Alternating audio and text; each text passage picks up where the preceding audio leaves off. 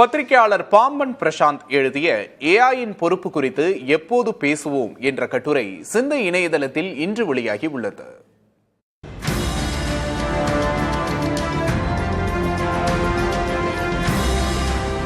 குரோக் AI வெறும் 11 நாட்களில் 30 லட்சம் பாலியல் படங்களை உருவாக்கியுள்ளது. இதில் 23,000 படங்கள் குழந்தைகளை தவறாக சித்தரிப்பவை என்கிறது பாம்பன் பிரசாந்த் எழுதிய இந்த கட்டுரை.